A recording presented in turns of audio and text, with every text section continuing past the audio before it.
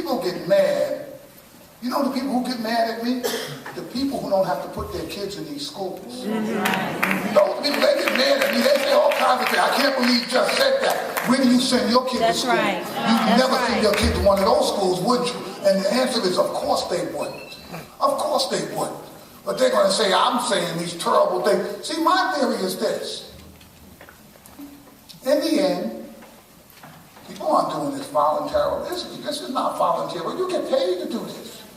You get paid, do your job. I don't want to fire you if you do your job. But if you can't do your job, so my oldest son's a lawyer. He's an attorney. He called me one day. He said, Dad, all my friends are mad at you.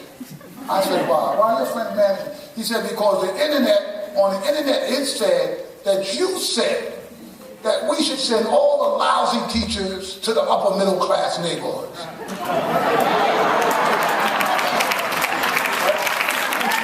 Of course, all his friends are upper middle class, right? So I said, no, Jerry. I said, no. I did say that. So I'm not saying I didn't say that. But my complete quote was this. If we can't fire lousy teachers, then we should send them all to the upper middle class neighborhoods because those kids can afford one lousy teacher. It's the opposite that happens. See, they send the worst teachers to the poorest neighborhoods. These kids can't, this is their lives at stake. They cannot afford a lousy teacher.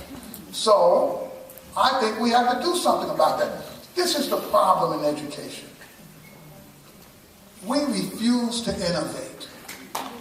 We refuse. So what do I mean by innovate? This is what I mean by innovate. In 1975, remember this date, man, I'm in graduate school at the Harvard Ed School.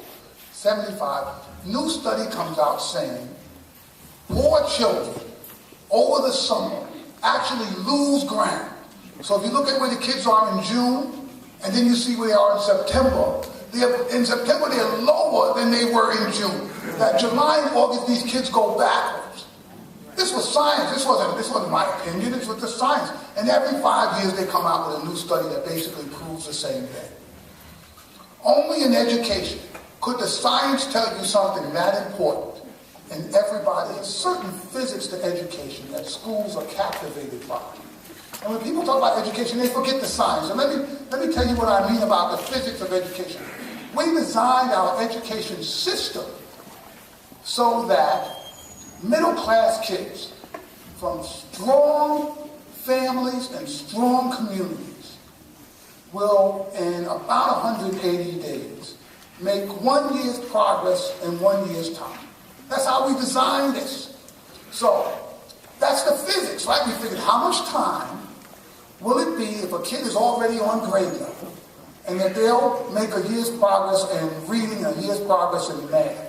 So if you went to a school where all the kids were 2 years behind and you could change everything, you could change their teachers, you could change their leaders, you could change their community, you could change their families, and you kept school open the same number of days, the same number of hours, the physics would say at the end of the year, those kids would be 2 years behind. See, so look, let me tell you how I help people get this. You ever take something in school and you say, I will never use that, right? If a train leaves Detroit at 12 o'clock in the afternoon and it's traveling north at 30 miles an hour, and another train leaves Detroit at 2 o'clock in the afternoon, and it's traveling north at 30 miles an hour, when will train B catch train A? Never.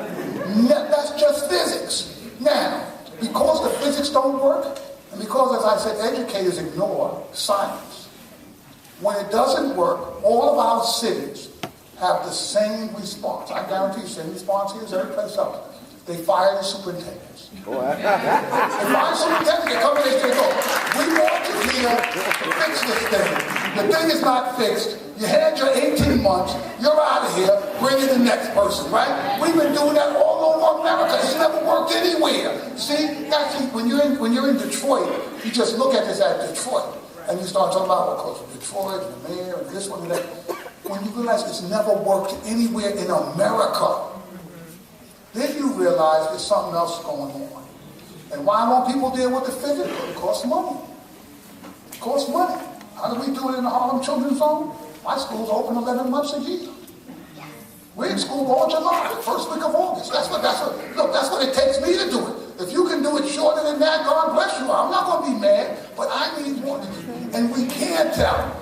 And the only reason I know we can't tell is because I messed up so many times, thinking this kid wasn't going to do anything, he was going to amount to anything and never be successful. And then I see that kid 6 years later, he coming, oh, Mr. Canada, you know what, I remember what you told me. And after I got in that trouble, I went back to school and I graduated college. You sit there and say, you? Oh my God, that's like a miracle. So you learn that you can't predict